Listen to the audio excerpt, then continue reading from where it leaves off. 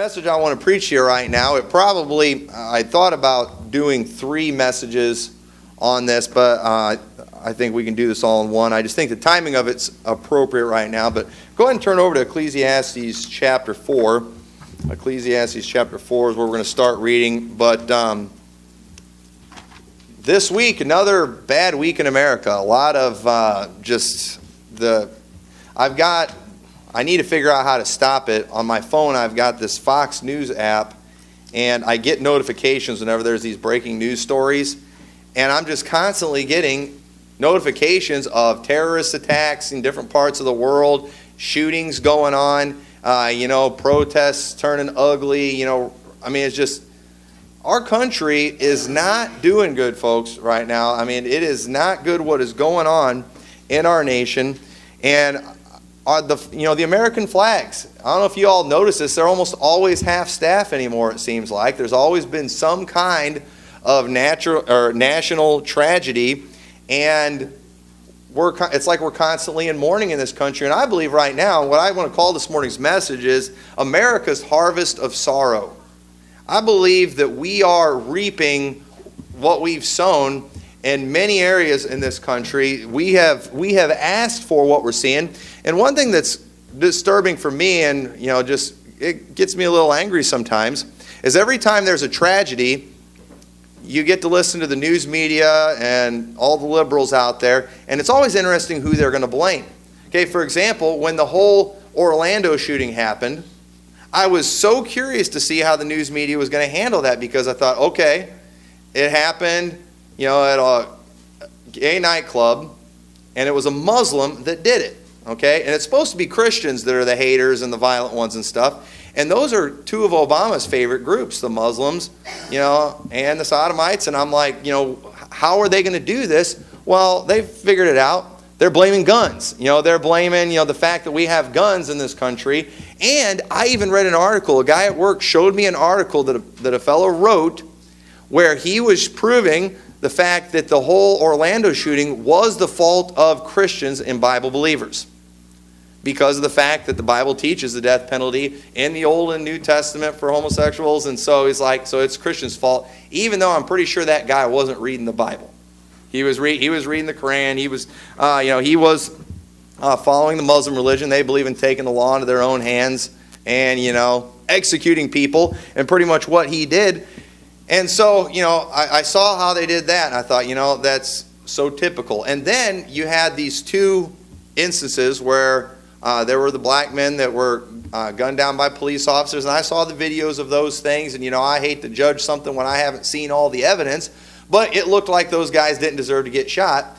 And it looked to me, okay, when I saw those videos, I'm just going to tell you right now, it looked like what those guys were guilty of were having guns, which our society has, frowned on people, having guns, which I'm just going to tell you right now, I'm very pro Second Amendment, which is not what I'm here to talk about today. It's not a crime to have guns, okay? Our Constitution, okay, the Second Amendment guarantees the right to keep and bear arms. It should not be infringed upon. I'd love to preach on that right now, but I'm not going to. But anyway, it was like they have guns, and they just start shooting. That's what it looks like. Okay, I haven't seen all the evidence. I don't know everything, but I listen to the news media talking about part of the problem is these guys have guns. If they hadn't had guns, they wouldn't have got shot. But the thing is, we're allowed to have guns in this country. And then you have the sniper that shot the police officers, and of course, it wasn't the sniper's fault. It was he had guns. And you know what? If we're going to play this blame game thing, I'm getting in on it. I'm going to get involved, and I'm going to show you what I believe is the result of the mess that we're seeing in this country, why this is happening, why America is having this harvest of sorrow, I believe. But look at Ecclesiastes chapter 4, verse 9. There's a great principle we see here. It says, 2 are better than 1, because they have a good reward for their labor. For if they fall, the one will lift up his fellow. But woe to him that is alone when he falleth, for he hath not another to help him up. Again, if 2 lie together, then they have heat, but how can one be warm alone? And if one prevail against him, 2 shall withstand him. And a threefold cord is not quickly broken. We see that principle of two being better than one. Okay? I mean, thank God for marriage, okay? A husband and a wife, it's better than a single guy by himself or a single woman by himself. You know, we complete each other. It's a wonderful thing. I'm so thankful for my wife. I can do 10 times as much as I could being married. Not twice as much. I think I can do 10 times as much being married. And we see other verses like that in the Bible. And then it says a threefold cord is not quickly broken. And there are three institutions that I believe that God ordained that in America today and in our world today, we are seeing torn apart, we're seeing broken down, and as a result of dismantling these institutions that God set up, that God gave to man, we are seeing the mess that we're seeing today. We're seeing the chaos that is going on in our country and in the world because these three institutions that God ordained have been completely dismantled and taken apart, and we need to build these things back up. These things must be strong for us to survive as a society because of the fact that we are all sinners, folks. All of us are sinners. We are sinful people, and we need things in our life to help keep us in line. And God gave us certain things. God gave us what we needed, but we're going to see that in all of these institutions, they're all in the wrong areas, and they're not working. And the solutions that we're hearing everyone talk about for how we can fix these things are only going to make it worse because it involves every one of these institutions going places where they're not supposed to be, where God never intended for them to be. Okay? And people do. They ask the question all the time, why is God allowing so much evil to happen? When you see all the horrible things that go on, when you hear about all the terrible murders and things that go on, people ask, why is God letting this happen? And I'm here today to tell you, it is not God's fault. The reason these things are happening today is because we have rejected God's laws. We have rejected God's ways. We have taken the Bible out of everything, and we're wondering why we're in the mess that we're in. And then people have the audacity to blame God for it. We've said no to God. We've said, no, we're not going to do things according to your will. And then we have a mess, and then we get mad at Him for it. It makes no sense at all. It's aggravating to me to hear people questioning whether or not there is a God because they look at the mess that we're in today, and I just want to shake them and say, do you not realize we are in this mess today because we have rejected God's ways? And we're in the mess. We've abandoned the Word of God. God has clearly shown us in His Word how we can live together as a people, have peace and happiness. And in America, we used to follow these things. These institutions knew their place, and they were never perfect. But boy, they always did their best. People at least had a clear understanding of what their roles were, and so things were pretty good. But boy, in the last 100 years, it seems like we have just completely torn these things apart. We've dismantled them, and look at what we have in our country today. We're seeing things on the news all the time, and we're going to keep seeing these things. Tragedy is going to keep getting worse. It was the worst shooting, worst mass shooting ever. It was the worst attack on police since 9/11. It's the worst. It's always getting worse and worse. And we're going to continue seeing that. And the first institution that I believe is being torn apart that God set up is the very first institution, and that is the family.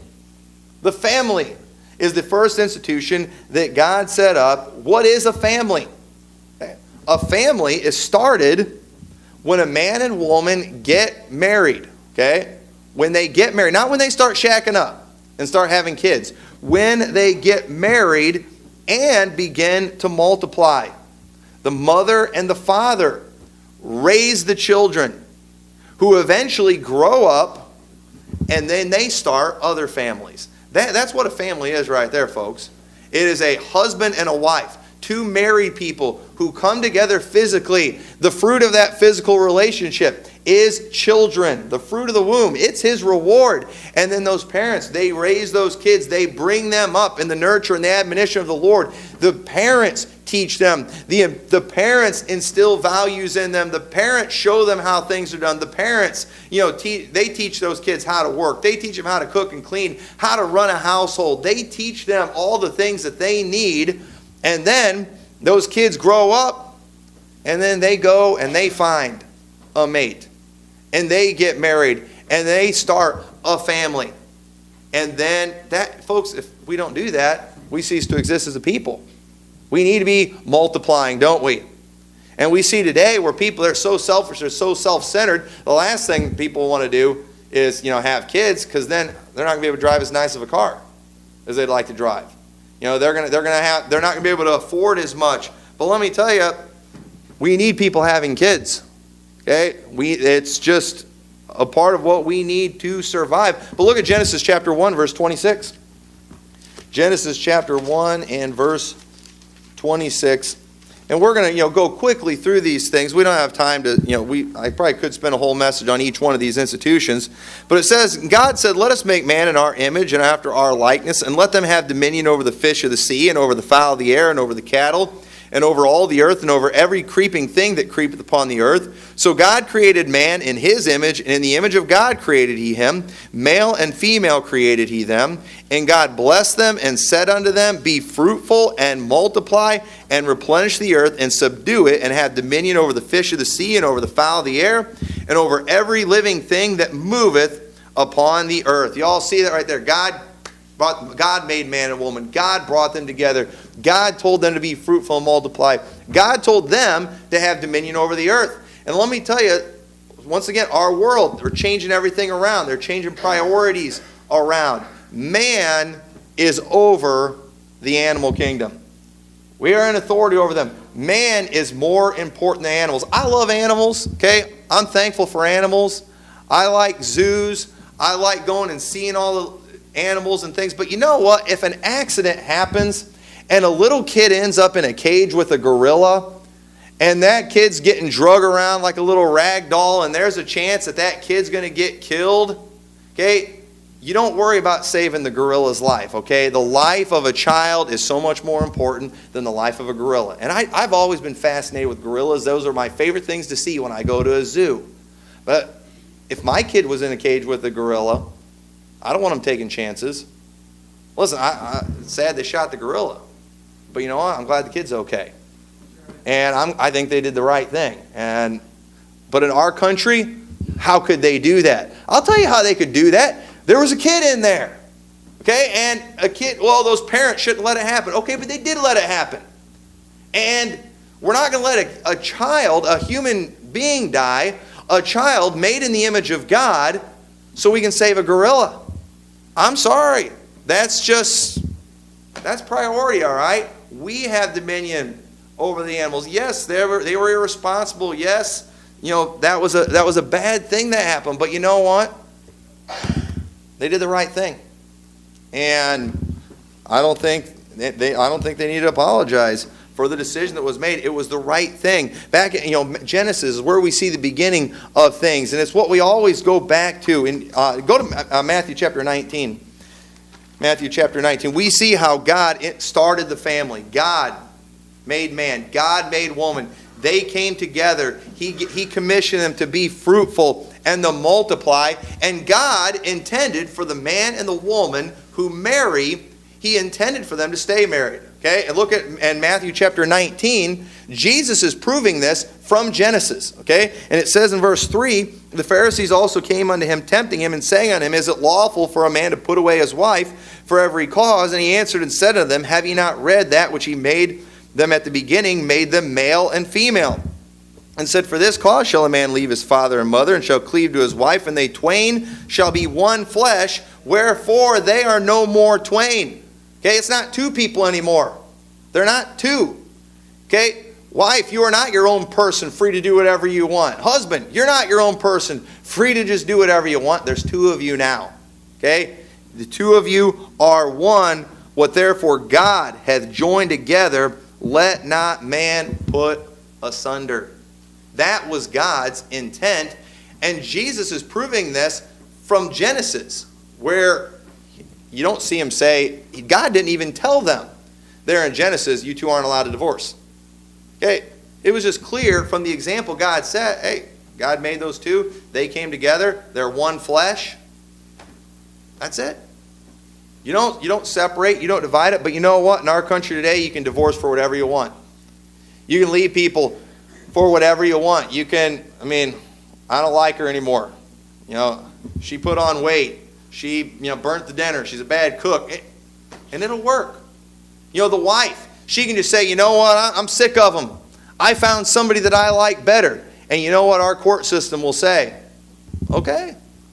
After the lawyers have their way with the people, after the lawyers get them fighting for a long time and bleed them dry financially, and then after they're completely out of money, all right, we'll settle and things. I mean, what a crooked, disgusting, horrible business that is. And it's absolutely wicked. But it's a very normal thing in our country, and we wonder why we don't have strong families. We see in the Bible that the father is the authority in the home. I know that's not politically correct, but it's biblically correct. Look at Ephesians chapter 5. Ephesians chapter 5 and verse 22. It says, "Wives, submit yourselves unto your own husbands as unto the Lord, for the husband is the head of the wife, even as Christ is the head of the church and the Savior of the body. Therefore, as the church is subject unto Christ, so let the wives be to their own husbands in everything. Husbands, love your wives, even as Christ also loved the church and gave himself for it." And we're going to stop right there. And I know what y'all are thinking. Okay, well, my husband's this, my husband's that. Everybody thinks they are the exception to the rule. Everyone thinks that they've got a reason that they can just completely go and rewrite what the Bible has to say. But I'm going to tell you right now that is why we are in the mess that we're in today. At some point, America, we used to be a republic, okay? When we say the pledges to the flag and to the republic for which it stands, a republic, it is a nation that is governed by laws. That we hold ourselves accountable to those laws. That they are the authority over us because we need laws to keep us in line. And so we write laws. But now, we're just strictly democracy. The will of the people. And whatever the people want, that's what they do. And now, the world, if it's decided, you know what? Yeah, I know a family is a husband and wife, but we think a family should be a man and a man. We think it can be a woman and a woman. And then we say, all right, well, forget the laws. Let's write new laws. And then they try to legislate new laws. And they can't really do it, so then they get the Supreme Court to legislate laws from the bench and be like, yep, no, it's legal. I mean, I don't even want to start going on how things are working in Washington today, but it's a mess. And now, and it's not even the will of the people, and we're seeing just insane laws passed. The fact that two perverts can adopt a child. What in the world is going on? And people are completely acceptable to that. That is not a family, folks. That is not a family, and you can say that's a family all you want just because the government does, but then we wonder, why do we have so many perverts today? We hear about all the sexual assault that goes on. We hear about sexual assault happening in the schools. You know why these things are happening in schools? It's not because of kids that are living with their mom and dad who are married. It's because of kids who are growing up that are being molested by their mom's boyfriend. And even boys, I've known young boys. A good friend of mine had a brother whose mom later decided that she was a lesbian. And her girlfriend, whatever they call them, did terrible things to that boy. And both those boys are perverts today. And we wonder why this is going on. It's because we don't have strong families. We don't have mom and dad in the home. I can't imagine a mother or father doing something like that to their kids. But you know what? These other strangers that show up in the houses do that stuff all the time. And it is a mess. It's ridiculous. And I'm telling you, those are not families. And I know that's not politically correct. I know you've been watching Modern Family so much, you think that stuff's normal. You think it's okay. You think two dads can be great dads. Wrong. Dead wrong. I don't care what the news media says. I don't care who they interviewed on TV. That is wrong. That is not a family. You say, well, this is mean. This is politically incorrect. Listen, we are suffering in this country because of this type of thing. We've got to get back to teaching people what a family is. A family is not two high schoolers that, the boy gets the girl pregnant, and now they're this family. When the guy's still living with his parents, she's still living with her parents. You know what that is? That's a mess. That's a disaster. That is sin. And yes, it is completely common today. But we wonder, why is it that we can see these groups of kids out rioting, tearing up stores, vandalizing things? What's the question the news media is always asking? Where are the parents? You know what? It's called, they should be asking, where is the parent? They don't have parents. They don't have regular families. Listen, I am 35 years old. I have been married for 15 years, but you know what? I came from a strong family. I live an hour away from my dad. But there's still something in me that I'm not going to get too far out of line. I'm not going to go and humiliating myself in public, embarrassing myself on national TV, because you know what? I care about what my parents would think. I do. It influences me. They still have an influence on my life. Why? Because we were a family. We were a strong family. I lived in a home with a mother and a father, and that are still there, that are still married. And to this day, if there's a temptation to do something that could really make me look bad and shame me, I think about what would mom and dad think. And maybe you do too. And you know what? That's a good thing. Even if my parents were dead, I think it'd still bother me. But you know what? Many of these kids, they don't have that today. They don't know who their dads are. They don't know who their mom is. They're so confused. Kids are calling them their mom, and one mom, the other mommy. I mean, it's confusing. And it's not right. It's messed up. And those are the people that are out tearing these towns apart when they don't get their way. They're not from strong families. They don't have mothers and fathers in the home, and we wonder why things are so out of control. We wonder why, people are just, I don't want to be too mean today, folks. But good night. We need strong leadership in the home. We need dads that are strong disciplinarians, that will instill some things in their children. My boys, they started their first job this week detasseling. They've been detasseling this week. And I've been hearing they're doing a good job, and I'm glad to hear that. And you know what? They know when they're out there, they don't have to just fear the boss. Because if they get fired for being pathetic, I guarantee you they're way more scared of me than their boss. And there's some kids out there that are pathetic and that aren't doing a very good job, but they've got nothing to worry about. Those kids, if they get fired, their parents will probably chew that guy out. If my boys get fired, I'm going to go find out why. And if he tells me they were goofing off, they were lazy, I promise they are going to be much more scared of me than him. Because you know what? I'm not raising a bunch of pathetic, lazy, video gamer doughboys, too worthless to go out and do some work in the heat. And they got soaking wet a couple times doing it. They did it in the mud. It's good for you. You man up and you deal with it. But you know what? And they are. It's not even a question in their mind. Because they just automatically know. Other people, they don't have that, and we do. We need strong families, and we've torn them apart. We've said in this country, families are whatever people want them to be, and I'm going to tell you right now, it's not working. It's failing miserably. All this stuff that they're pushing. Listen, I took tax school one year, and I learned quite a bit about the tax code when I did that. And our tax code, it basically encourages people to be immoral.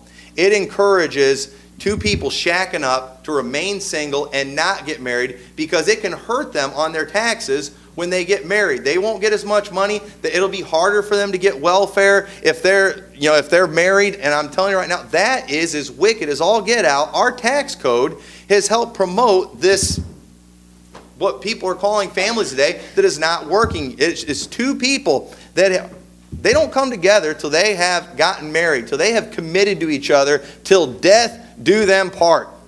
And that is completely foreign in the minds of people today. But I'm going to tell you right now, it works. And it works very successfully. But unfortunately, they've torn it apart. And then, what's going on with kids today? Why are kids doing these things that they're doing? Why would a child take a gun into a school and shoot places up? Well, you know what? A lot of times you look at the family situation of these kids, it's not real good. And in Chicago, every weekend we hear about the numbers of people that got shot and little children that got killed. If we could find out who these shooters are, I wonder how many of them had dads in the home. Very few. The statistics prove very, very few. They're not coming from strong families.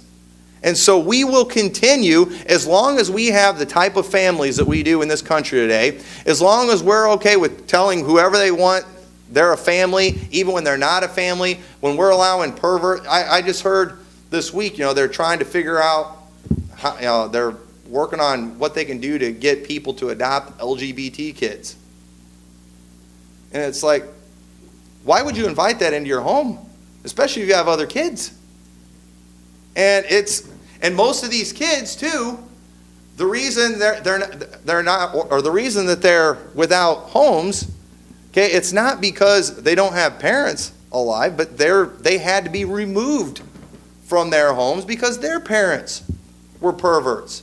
And not even their parents, but their parents, their one parent's significant other has done things to them, messed them up in the head mentally, and now they're going this other way, and people, we got to figure out what to do with them. And it's a tragedy that has happened to them, but it happened to them because they didn't come from real families. And we need strong families. Men and women get married, have children, husband's the head of the home, husband and wife in authority over the children. They raise the children, they train them so they can go and get married and start new families. That is the way it is. And we don't have time to go into all the scriptures on that. But so we have that institution. It's been completely dismantled. And then the other institution that God started, we see in Genesis. Go to Genesis chapter 9. Genesis chapter 9 and verse 1. Now you really might not like this one, but I'm not here to tickle your ears. I'm not here today to make you feel good. I'm here to preach the word, and I hope you all are okay with that. But I'm not trying to be mean, okay? All you have to do is preach the Bible, and you'll be as mean as you want to be. I'm not trying to be mean. But Genesis chapter 9, verse 1, and God blessed Noah and his sons and said unto them, be fruitful and multiply and replenish the earth. And the fear of you and the dread of you shall be upon every beast of the earth, and upon every fowl of the air, and upon all that moveth upon the earth, and upon all the fishes of the sea. Into your hand are they delivered. Every moving thing that liveth shall be meat for you, even as the green herb have I given you all things, but the flesh with the life thereof, which is the blood thereof, shall ye not eat. And surely your blood of your lives will I require at the hand of every beast will I require it, and at the hand of man, at the hand of every man's brother, will I require the life of man.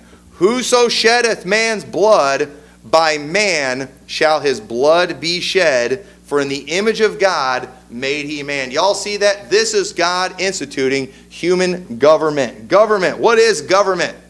Well, they're the people that provide free health care for you. They're the people that take care of your retirement. They're the people that, give you daycare and free education and everything you could ever want. Right? No, you know what government is? The dictionary definition of government is the exercise of authority, direction, and restraint exercised over the actions of men in communities, societies, or states. The administration of public affairs according to the established constitution, laws, and usages, or by arbitrary edicts. Okay, government is basically it's laws that we set up, that we put in authority over us to restrain us, to keep us from doing bad, because we understand that man is not basically good, which is what's been taught in the last 100 years. Man is basically evil. And we need to be restrained, so we have laws and we have penalties that we apply on people when they cross the line. And the whole institution of government, it was basically the punishment of evildoers. If you shed man's blood, by man shall your blood be shed. By your brother, just talking about your fellow man, they are going to put you to death. Man is going to put you to death. And you might say, well, that was in Genesis. That was way back then. Well, go to Romans chapter 13. Because now we've got all these preachers today that are coming together, and they'll take verses like this right here that are pro-government verses. I'm just going to tell you right now, I am pro-government. I am 100% for government, but it's biblical government. All right, I am pro-biblical government. And the government tells you, you got to pay for your neighbors this, pay for your neighbors that. Oh, you got to do it. Whatever the government says, you got to do it. We need to be there to support our government. And you know what we're going to do? We're going to bring the people from the government into our church, and we're going to honor them, and we're going to give them things, and we're going to go take things to them and bake them cookies and do all these wonderful things for the people in our government, because this is instituted by God. It was ordained by God. Thank God for all those IRS workers that go and they make sure they collect all our money from us that they're supposed to every year. Thank God for all these people that are just our legislators in office that are legislating homosexual marriage and all these crazy things. What is government? And they'll do whatever they say. But Romans chapter 13 verse 1 says, let every soul be subject to the higher powers. There it is. Let every soul be subject to the higher powers. They are the boss. They get to tell us what to do. If they tell us we got to stop preaching against, homosexuality, we're going to stop preaching against homosexuality. We're going to do whatever they tell us. It says, for there is no power but of God. The powers that be are ordained of God. God ordained government. So we got to do everything they say. Yes, God did ordain government, but I'm here today to tell you, I'm here to show you from the Bible, what we are calling government today is not government. Just like what we are calling families today are not families, what we are calling government today is not government. Verse 2, whosoever therefore resisteth the power, resisteth the ordinance of God, and they that resist shall receive to themselves damnation. Not talking about eternal damnation, spiritual damnation, and hell. Talking about physical damnation. If you resist the power, you're going to get killed. You're going to be put to death, receiving damnation when you resist the ordinances. For rulers are not a terror to good works. I used to struggle with this verse so much. I would see our rulers and what they're doing, and I'm thinking they are a terror to good works. But the Bible says they're not a terror to good works. I'm like, Lord, what's going on? Maybe it is. Maybe the Bible does change. Maybe the rules do change, because these people are a terror to good works. But the Bible says they're not. Okay? I remember when we first got this building, and I remember I went over to the courthouse, and they were telling me all these inspections and things we had to do, and they came and told us we had to change all these stupid things in the building that are just not a big deal. They didn't like the outlets that we had in the kitchen. And I was like, Lord, you said rulers aren't a terror to good works. We got to spend all this money for outlets and all kinds of other things around the place. It's just ridiculous. And I have to submit to that? And we did. We did all the things they told us to do. But I'm like, Lord, there's something wrong with this verse right here. But keep reading. Wilt thou not be afraid of the power? Do that which is good, and thou shalt have praise of the same. For he is a minister of God to thee for good. But if thou do that which is evil, be afraid.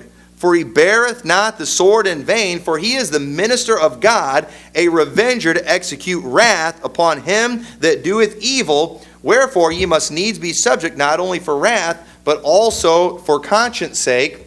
For this cause pay ye tribute also, for they are God's ministers, attending continually upon this very thing. So we're supposed to even pay taxes. That's what tribute is. We're supposed to pay taxes to these people. But look at what he says they do. He bears the sword. If you do evil, okay? Evil is not just sin. Evil is when you do something that hurts other people. When you do something that hurts other people, that is evil. And the government was instituted for the punishment of evildoers. When you do something that hurts somebody, you need to be punished. And notice with the sword. If you kill somebody, you should be put to death. That's New Testament, folks. I know it said it in the Old Testament too, but it's in the New Testament too. It's the punishment of evildoers. That is why God gave the government, and we don't have time to go into all the passages on it, but whenever you read about all the verses about us being subject to the higher powers and the governments, it is for the punishment of evildoers, and we don't do that today. We punish people harsher for doing things that didn't hurt anybody. Okay, listen, I'm against drugs. I don't think anybody ought to take drugs. But you know what? Some guy gets caught with dope or something that he's using on himself. Okay, that guy, he's hurting himself enough messing with them drugs. But why does he go to jail longer than some of the perverts do? And how come some of these perverts that go to jail get out of jail and then go molest somebody else? Why aren't they being put to death? Why? Our government's not doing what it's supposed to do. We've created this prison system in our country that is very populated, that's full of people who either should have been put to death a long time ago, and I don't have time to go through and prove to you from the New Testament all the people that still should be being put to death for the things they do. And you're like, that's terrible, that's mean, we don't do that. Okay, you think that's terrible, you think that's mean. Well, I hope you keep enjoying all the stuff that's going on in this world today. I hope you are enjoying hearing about these tragedies. I hope you get pleasure from that, because we're going to continue hearing about these horrible tragedies as long as the government does not do their job. As long as the government, who has tried to take the place of the family, basically the public school now, they're the ones that are training the kids in pretty much everything, educating the kids in everything, teaching them about sex education, and they're teaching them perversion. And families like, yeah, the schools will teach them, the schools will help them. They're doing a terrible job. You know why? Because they were never intended to raise our children. It was up to parents, the mothers and the fathers, and they can't do it. They'll never be able to do it. They don't have what it takes. We can give them all the tax money they ever ask for, and they will never be able to take the place of mom and dad. That is not their place. It is not their place to provide health care for everybody. Okay, the healthcare system's not getting better. It is not their job to take care of everyone's retirement. People's retirements are not doing better today. Things are getting worse today because the government has gotten in areas where it's not supposed to be. Government was never intended to enforce building codes. They weren't intended to spy on people, to make sure that we don't commit a crime. You know what they're there for? They had people that were there to punish those who hurt other people. And they have severe consequences. I mean, imagine if we lived in a society where if you killed somebody and it gets proven, you watch them get hung or whatever. You know, kids are going to see that and they're going to be like, I don't want to kill anybody. I don't want to do that. But you know, some people's lives stink so bad in this messed up country today, prison's better for them. 3 square meals, free health care, nice warm place to sleep. I mean, good night. And it costs a fortune. When you see how much it costs to hold people in prison, it's a joke. It makes no sense. There's people that have done documentaries on this. You should watch some of these things. It's out of control. We have completely dismantled the government. We've turned it into something God never ordained it for. God ordained them for the punishment of evildoers. You can say all you want, I don't like that. But you know what? Well, I hope you like what we're seeing today. Because this is a result of our government not doing what they have been called to do and ordained to do. And so then finally, the last institution we have is the church. And I'll do this brief. It is the job of the church to fulfill the Great Commission. Jesus said, go ye into all the world and preach the gospel to every creature. We are not the revengers of blood. We do not execute people. We have no, in fact, what we do, we go and we'll even witness to people that are on death row. There's still some places that are putting people to death. We will go witness to those people. And those people can get saved and still go to heaven, but they should still be put to death for their crime. They shed man's blood. Man is created in the image of God. We have no value for human life. That's why we have abortion in our country today. That's why we care more about a gorilla getting killed than a baby ripped from his mother's womb. That's how messed up we are today in our thinking. But it is the job of the church to fulfill the Great Commission. It is the job of a church to set the example for a family. It is the job of the church, God's people, to be a light. Ye are the light of the world. Ye are the salt of the earth. It is our job to make the church better, and it is your responsibility as a believer to be a part of a church, of a local assembly of baptized believers. We are not to forsake the assembling. We need your presence here as a church. Do you all realize a message like I'm preaching today, it is very unpopular. Most people would look at it and scoff. They could care less about how much Bible I said. But did you know if there's maybe one person in here that's listening to this and thinking, this guy's a crackpot, let me tell you something. It helps if there's an assembly of people sitting there agreeing with it and believing it, it gives some legitimacy to what I'm saying. But you all can go home, and I'll still preach the same thing, but you know what? It's not going to have as big of an impact. I need you. Your presence helps my preaching. It makes a difference. You need to be setting these examples too. It can't just be the pastor and his family. And your presence here, your involvement in teaching other people and passing these things on to others, your involvement in helping be a witness, it is crucial. And we don't have time to go into all the scriptures I had on this subject, but we do. Your presence in the assembly of believers, it is more valuable than you can ever imagine. People are abandoning it today. They're saying, you know what? I don't need the church. And folks, we do need the church. But you know, one of the reasons people are thinking about that, and I'm not going to talk long about this, but churches have also turned into something they're not supposed to be. Churches now, they're opening daycare centers and things so they can raise your kids for you. We got to make sure that the mom and dad are able to go out and work. You know, the government, we've got to make sure we provide daycare, or they call it preschool, so the mothers and fathers can be out there working. You know, let me tell you something about moms who raise their children. They're the hardest workers in the world. Okay? And that's just a fact. And we don't need government stepping in saying we're going to help the family in this area. No, you can help my family by helping keep me safe and start putting down some of these perverts that are out there and start putting down some of these killers, so I don't have to worry about them anymore. If somebody attacks one of my family members and they survive, they shouldn't have to sit there and think, what's going to happen when that guy gets out of prison? What if he gets out of prison? You know what? That guy should be dead. And they'll never have to worry about him. It won't even be a thought. That's what God intended. That was what happened. You remember when the children of Israel crossed the Red Sea? And Pharaoh and his armies, man, they all drowned. They all drowned. And you know, later, after they crossed that, they were on the other side. They saw their bodies washing up on shore. It's almost like God let them see, hey, they're not going to come after you anymore. I took care of them. They're dead. I think we ought to be able to see, you know, we're so politically correct today. When they killed Osama bin Laden, I think the world should have been allowed to see his body. But they didn't want to offend the Muslims. But you know, we still see the towers fall all the time. We know, many people, they know people or had family members who died that day. You know what? They should have been allowed to see the body of who they say was responsible for that. But we can't offend Muslims. But wait a minute, I thought Muslims weren't violent people. And if they're not violent people, then why would they consider Osama bin Laden one of theirs? That's another thing for right there too, just to prove they lie so much. And I'm here today to tell you we have got to stay in our areas where God has put us.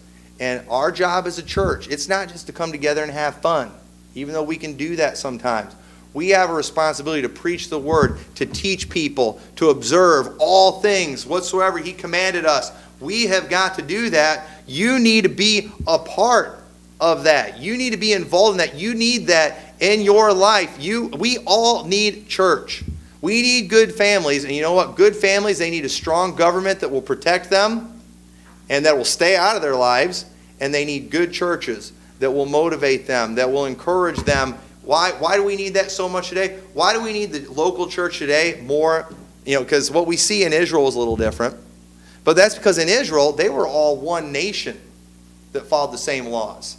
Today, we all live in the midst of a crooked and perverse nation, don't we? We are surrounded by unbelievers who do not follow the laws of God. And so today, and God's called us to that. God wants us to be among the world so we can shine as lights and be a witness. But we don't live in a country that recognizes God's laws, that follows God's laws. So you know what we need? We need to get around people that believe the same way that we do, that think the same way. And that is why the local church like you see today is important. God didn't call us to go move somewhere and just, set up a compound somewhere. I was just talking with a pastor about that. We were saying, it'd just be kind of nice to just go buy some land somewhere and just have all the church people move out there. And, we don't have to deal with the world. But that's not why we're here. We're supposed to be lights. And so since we can't do that, we need this. What we have right here, we need this, and God knew we would need it, and so we're going to keep on doing this until the Lord returns. And we can go ahead and we can keep dismantling these things. We can dismantle the family. We can call it something that it isn't. We can dismantle government and turn government into something that it isn't. We can keep on tearing apart the church and turning it into something that's not supposed to be. We are not supposed to be a community fun center. We are a church. And when we get back to those institutions being strong, we won't see these things so much anymore. But we're going the wrong direction, so I hope y'all are ready to continue hearing more bad news. It's going to keep happening. But you know what? If it's going to happen, it's not going to happen without me saying something against it. It's not going to happen without me trying to be an influence and pulling this country and whoever I have an influence in their life, trying to pull them back in the right direction, because I'm sick of seeing this. I'm tired of seeing the shootings. I'm tired of hearing about the tragedies. I'm sick of all of it. I don't want to hear about it anymore, and I'm not going to help by sitting in a corner and just keep my mouth shut so I don't offend anybody. If I thought that would help, I would. I'd go sit over there in the corner, I'd suck my thumb the whole service and not say a word. But that's not going to help. But preaching the truth, I believe, is what will make the difference. No matter how much it spins people's heads, no matter how fired up they get about it, and we have got to do that. We've just got to start standing for truth and shining a light on the wickedness in this world. And I hope you'll do that. So with that, let's all stand together.